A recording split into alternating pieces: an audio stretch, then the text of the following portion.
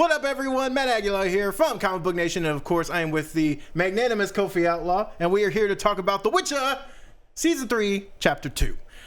3 episodes. If you've already watched all the episodes, hey, hang with us. We're going to go into everything, how it leads into Season 4, all that. If you have not, well, we have a non-spoiler review on today's show, so definitely check that out on the podcast, or you can check it out on the YouTube page. So, let's jump in. So, one of the things we talked about, if you didn't watch our last spoiler-filled episode Season 3, on Part 1, on Chapter 1.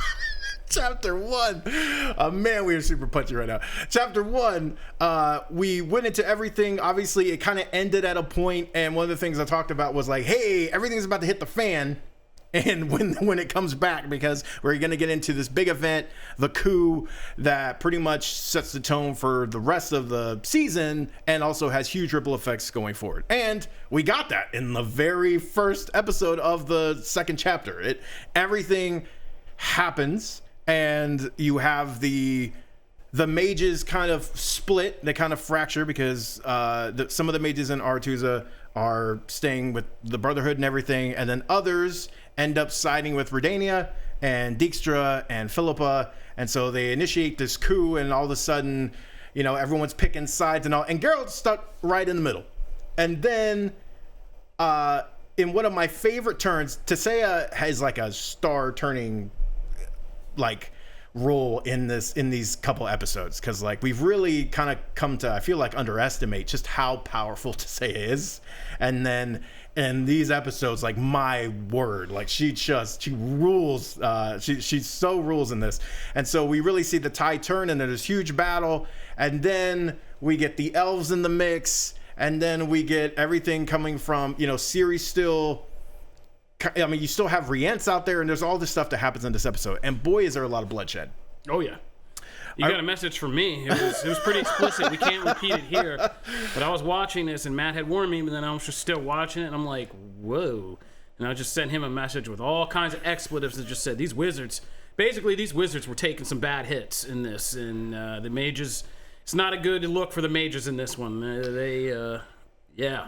It's one of the things I actually enjoyed about it the most is that you really saw, like, you know, mages are incredibly powerful, but, you know, there are ways to counter that. And there are ways to, you know, one of the things we talked about in the Hellfire Gala, right? There's ways to strategize and work around, and hey, like, so, I mean, they try and take their powers away at the beginning. We see that doesn't work. There's spells that are enacted around the place. That doesn't work. Then we see just a full frontal, you know, like, hey, let's come through the wall assault.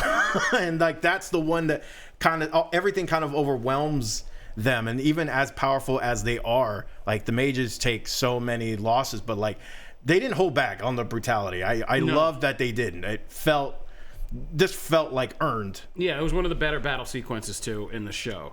Just the use of magic, swords and arrows, all that stuff was thrilling, and it kept you on the edge of your seat in different places during a battle about who was going to like show up and who could get hurt or not, and all of that stuff. And yeah, even just some funny things you think are going to be things, like when Ciri and Yennefer are on the road and the burned up guy comes, and you think there's going to be this huge battle, and Geralt just steps out from behind him and takes his head off. You're like, oh, well, there goes that guy. You're like, that scene was awesome. Oh, yeah. I love, like, Rience is a great villain, so I was like, there's always a part of me that's like, oh, no, find a way to, like, not kill him, you know what I mean? Keep him around type thing. Yeah. But it was such a great moment.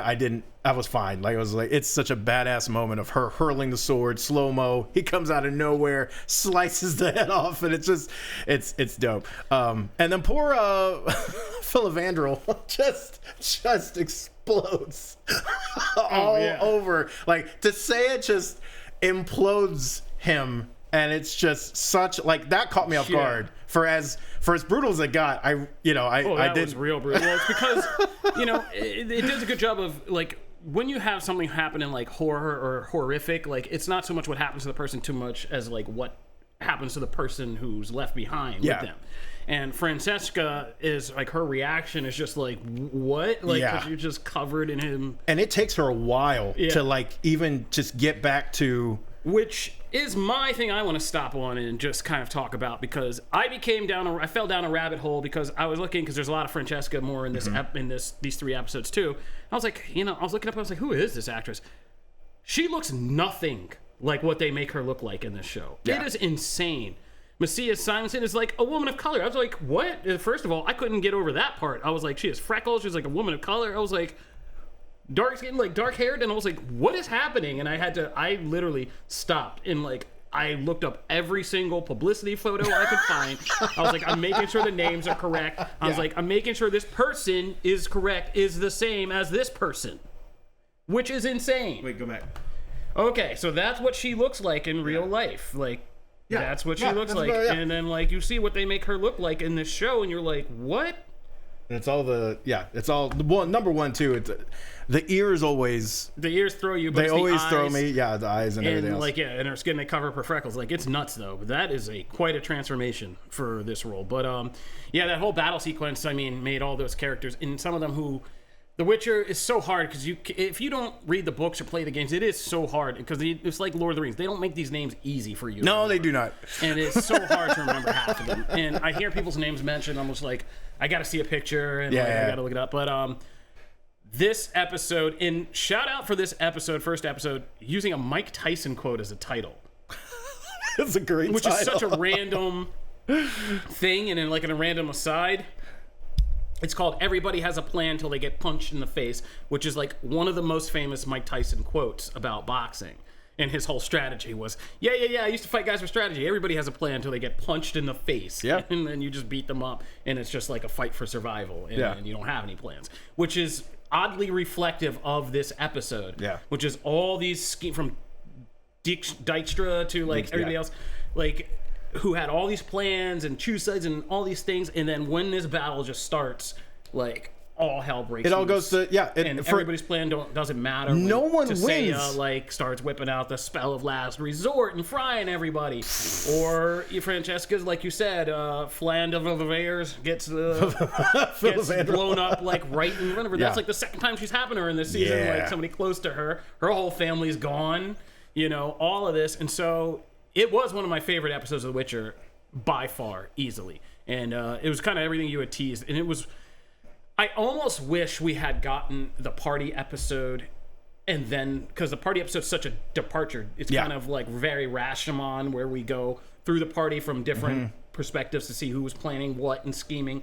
And then you get into this. And I wish it wasn't separated by a month, because I think these two as a pair of episodes would be very good. I agree. I think I agree with you, and we'll get into like just kind of how the episodes were put out and maybe how many, that kind of thing, because those really tend to kind of be my main issues with things. But I agree. I think like as much as I enjoy that episode so much, and there's a lot of reasons why I can easily see them making that the end of chapter 1, I really think these having been like if they were bookended and you went from one to the other, it would have had such a bigger effect, because you have all that fresh in your brain, and you then move from all the political intrigue to now things hit the fan and no one wins. No one's plan goes. No one's plan works like at all. Like of what they're trying to do. The elves have such heavy losses, and they're left without Ciri. The Redania, like Dijkstra ends up having his like leg and arm broken. He's got to kill himself. Like Geralt. It goes bad. And they have to go crawling back to Vizimir. The Brotherhood is like has heavy losses, and they don't even have they're just trying to grab the scraps together. We haven't even gotten to the other second part of the episode, which is Geralt and that whole thing. So no one wins. Ciri, no one wins in this episode, but that's why it works. I just I think if they had been sandwiched together, I think it would have been ultimately you would have got even. I don't think you need it for this. It's still a fantastic episode on its own, but if they had been together, I think you would have gotten even more out of it. Moving into the second part though, so Geralt and you can also see why he gets the awesome moment with Rience and the beheading because of also it's a good contrast to what's coming, because then it's kind of peeled back obviously. And moving back to Tisea real quick, because Vigilfort's being the person who's been doing these experiments to like all that, the creepy flesh monster. And we'll get to that. I love that they touched back on that, by the way, later in the season. But like, he's been doing all these things behind the scenes, trying to get Ciri and killing and maiming these mages and all this stuff. But the thing that Tesea's reaction to him revealing that is just so, Mayanna, who plays Tesea, is like, that was a fantastic performance. I just thought, like Francesca, you see it all on her face. It's all this like, and she's not saying a ton. She's just emoting, but like, it's so well done and you feel the pain. And then we move to this fight with Geralt, and it's just rare. You don't see Geralt lose. You don't even see him break a sweat half the time, right? He's covered in blood, is whatever, but he looks like he's fine. Yeah. He already has some potion of last resort that's gonna. Yeah, but here, boy, it's a great fight. It's a one-on-one, just them. But to see him just be systematically broken down without Ficklefort's even, really just looking like he's. Well, that's the great thing. A good duel isn't just the action like you need. I mean, Star Wars duels are so famous because of like the dialogue, what's said, and this is like Villafort's whole like. Which I never bought that this guy wasn't shady from the very beginning, because that actor's shady in everything he's in. Literally everything. What was it? Was he in that Marco Polo series? I believe he was. But anyway, he's always the shady guy. But he was in Marco Polo as a mod. Another same character. Shady guy, close to the person in power, does something shady. But he, like, his dialogue to Geralt during that, like, his whole thing about, the hardest part about this was knowing I could have killed anybody at any time, and just playing this kind of house cat when I'm a tiger was like, but I could kill you anytime and I could just take you apart, and me and my staff are gonna, he's done a lot for bow staff skills since Napoleon Dynamite. Like, this is maybe the best advertisement for bow staff skills since that movie. But he did a great job just taking him apart and making him say, and not even like killing him, just saying like, I'm gonna beat you, and you're gonna see like what goes down next. And but even he doesn't win because he thinks he can control Ciri and her power, and and then as we see, gets his face have burnt off.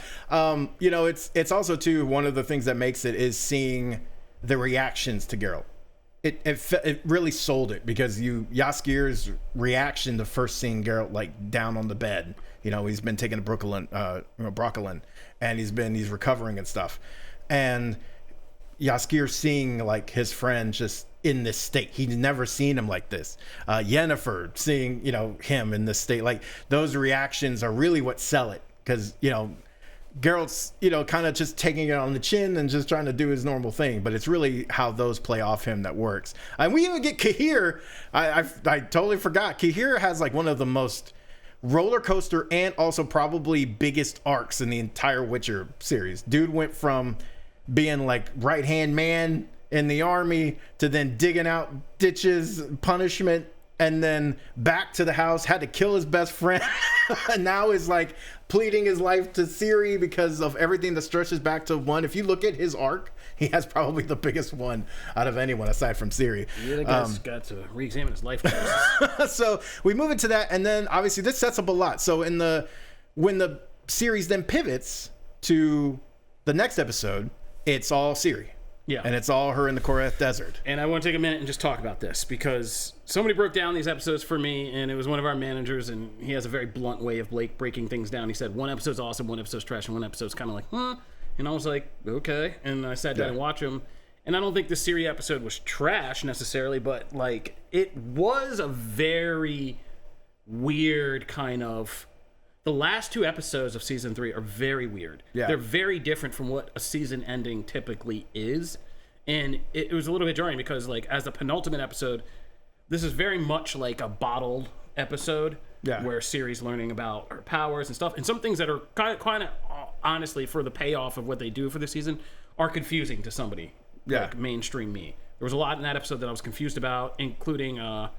Fricka. So Falca is a major player in that. That whole universe. Thing was like so confusing to me because I couldn't remember everything about Falca if she had been mentioned before, or like was I supposed to know that lore?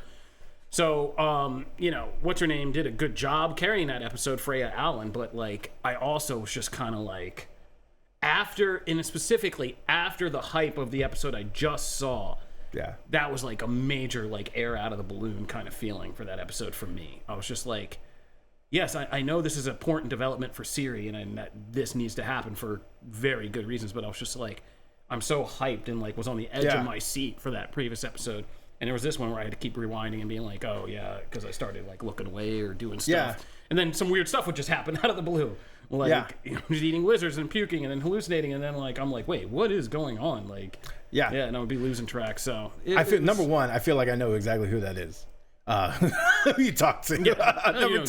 Number two, and that's to me a simplistic opinion. I think what you're saying though is very true. I think because going into this, I am honestly surprised that it was actually the entirety of the episode just being that, as opposed to like splintering off more into other things. But it's such a crucial moment in the books, and this is such a crucial time for Ciri because of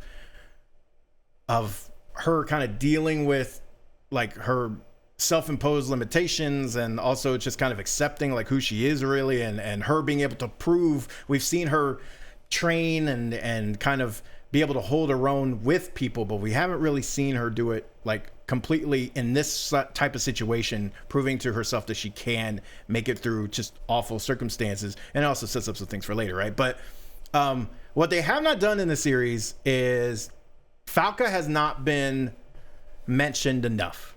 Falca is a pivotal character, but like 100 years ago. Okay, so like it's years ago, and as a pivotal character because of one, she's feared because she killed her, she killed her parents, she killed like people all around her. She was like she massacred people and was leading essentially a rebellion of the throne and things like that because she was supposed to be queen. And there's a lot of stuff in it. She was burned at the stake, so like she's very powerful. There's a lot of stuff that feeds into that, and they have not done enough in the show overall to, I feel like, inform the person who hasn't read that stuff already of why that's important, who this is, and all that. Yeah. So when she shows up, I can absolutely see someone who's not like, going, well, okay, well, where did that come?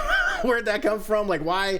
And she does. They do explain it a little bit, but I just feel like to get the kind of the weight of that and the importance of who that is. Everybody else you'll know, right? Because like Ciri's mom. Yeah. But they tell you, number one. But two, you can, even if you aren't aware of the history there, Calante jumping back, which I loved. I love that they brought her because I adored her in season 1. Her coming back and like them talking about Sintra and like why she, she's all bloody and stuff from the battle there and all that. That was great. But then when we get to the Falca stuff, yes, I can absolutely see that. I thought that stuff though was really well done because I think they have done a good job of this season, really showing you like why tapping into certain types of magic gives a piece of yourself, all that, the weight magic has. So fire is a very meaningful thing, right? And her tapping into that and all that. Finally getting to the point, being pushed so far to relinquish her power in, name only in some ways. But, like having that moment, I felt like was worth it. So I feel like they did a good job. It could have been... it probably could have been paced out a little better. Maybe you sprinkle more other side stories in to where that's just not completely everything. But, her and Little Horse and all that's like, there was a lot of stuff that I really liked. And I really thought it was important for Ciri because more and more this show, yes, Geralt leads it and Henry Cavill in a way has led it. But really this show more and more has become Freya Allan's show. And over the past 2 seasons, she's done so much with the character of Ciri. It's going to be even more important moving forward because she just does not become more central, you know what I mean? So having the party scene or having the party episode before this one though, and having that 4 episode thing would have helped us because you would have had a whole party thing, the political stuff. You then would have gotten the payoff to that, and then you would have moved into something different, as opposed to you getting the payoff and then moving into that directly. I feel like it was too jarring. But I'm also agreeing with you. Like, I think there should have been more episodes in the second half because where we leave things, and it's part of it is the Ciri episode feels, I think, unfairly gets too much pressure on it because it's the penultimate episode of the season. It's the second to last. And so there is this change, but I don't think the effects of that change across the rest of the series we don't have enough time to figure that out. Agreed. Because then we move into episode 3. Because episode 3 is just kind of getting everybody literally back up. It's an epilogue. Yeah, and from where they were, because everybody got knocked down in the battle, and then it's like literally everybody getting back up. Ciri gets back to wherever she is, and she's found in the desert. We get, you know, the young Avengers of The Witcher, which was like my favorite part of this whole thing, was this new squad of kids who were coming through who were badasses. The rats. Yeah, from like each race and everything. Like, that was pretty dope. But for just Geralt and Yennefer, it was just kind of like you said, it was an epilogue, and it just felt like there wasn't a distinctive end to this. Yeah. Especially the off-screen stuff that's happening with Henry Cavill, who got like one last badass action awesome. Moment fighting the soldiers where he finally decides.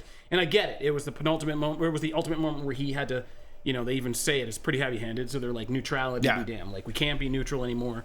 Like, we might, and it's Yennefer's whole voiceover, like, we're going to probably die, but we'll be the last ones to die. And, like, we're going to fight now.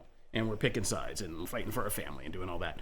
And I got that. And, but yeah, it just wasn't enough of an ending. And then, Ciri saying, I'm Waka Flocka Flame now. Like, I don't, like, I was just like, okay. But I still don't know what that means in full extent, or the threat of it. I know she took a man's life, and like, that's pretty serious, but I don't know what the Waka Flocka Flame part of this is means. Yeah. No, I felt like we needed one more episode. I feel like this was the penultimate episode, and then we get one more episode that moves them further into, like, where's the hook for like next season. This very much felt like in a lot of ways, like a post-credit scene. But like several of them put together, like, hey, here's where this person, you know, the finale hits, and then you get this kind of typically longer montage of like, here's where all the players are now. Yeah, I'm waiting for part 3. It felt like that because, you know, but they all have really big ramifications though. So it's like, I still recognize, like, look, having Amir bring in Ciri, we're seeing on the screen here, so I keep referencing it. having Amir bring in Ciri, but it's the fake Ciri, it's Taryn, which was established earlier in the season, right? That's a big deal because obviously, like, number one, people think they have the real Ciri. That's not the real Ciri. So where is the real Ciri? Well, the real Ciri got picked up by a bunch of thugs, but now the rats have found her, and she's going to have this kind of group around her. But her accepting Falca's name is like two-tone. Number one, you know, there's always going to be the thing of, well, what really happens there? Is Falca in control? Is there a piece of her that's kind of given that away to Falca, and that's her saying that name is that? Or is she just like, hey, I'm not comfortable with the name Ciri. I want to hide from people, and also I don't really know who I am now in this kind of post-desert space, so I'm going to take on a person's name that, you know, I'm going to take that on and see where that gets me. So there's a couple ways to look at that. So that's meaningful from that, right? And then we have Geralt back up an Adam. And I love the dialogue with him. And now I'm blanking on the girl's name. But she's great in that particular, in those 2 episodes, because she's the one helping him recover and helping him. She's the one that keeps having to have him. Now. Yeah. And, but having her, like, that dialogue between them is great. And then we get to awesome scene. We get this awesome fight scene, which you're actually seeing a little bit of here. And it's great. And that whole, like, finally he's picking a side. But I needed like one more thing. Because when we talked about in the first spoilers episode, thank you. Yeah. When we talked about in the first spoilers episode, I was really hoping they would address the elephant in the room before in this season. It didn't matter how long it could have been the very last scene. Yeah, I wanted to talk about that. Was I the only one who thought for a minute when I saw Yennefer like working on him that it was going to be that she would change do him? like her body thing, I didn't even think about healing that. her body the way they had to heal her body, and that out of that and I thought, because it felt like they were saying goodbye in that scene, and it just like, I know I'll keep fighting, but I might not be like the same Geralt, and so I thought she was gonna I didn't think about that, use her magic to repair his body, like when she was misshapen and stuff. But the cost would be he would be changed or lessened down to some other either age or form or something like where it would be Liam Hemsworth. And so no right now it just seems like we're gonna pick up with Jaskier and So here's my question. And it's just going to be a different Geralt. So this is where real life hits the timelines hit. So they had to stop production obviously on season 4 because of the strike and everything. But before that, Liam's been in the suit. Liam's been they've had the stuff, they've seen him, what he looks like and everything like that. So they got enough done to do that. But we have no idea as far as if anything was filmed. Other than test stuff, anything was filmed. And number 2, we don't know what was filmed with Cavill before production ended. So my hope is, what I don't want to see happen is season 4 picks up and the first face we see is Liam Hemsworth as Geralt. What I hope happens is that we see Henry, because they at least filmed footage to take care of whatever they're going to do. Again, it's probably going to be a scene or maybe a little bit more than that of here's how that changes and here's how that happens. And it could very well just be him walking through a portal and coming back out and he looks different, which, fine. If that's how we got to get there, that's how we got to get there. But I just don't want it to be this cut thing of we never address we never see the change. I don't necessarily want that. Because I don't feel that's fair. You don't want him to Don Cheadle roadie it? He comes in the bar, he's just I'm here. I'm fine with that. I just think if that was the choice on purpose, without mitigating circumstances of, hey, Cavill, we weren't able to get that footage and he had to leave, or we didn't know he was leaving until it was too late. If something was in the way of that happening, okay, you got to do what you got to do and we got to move on. And cool.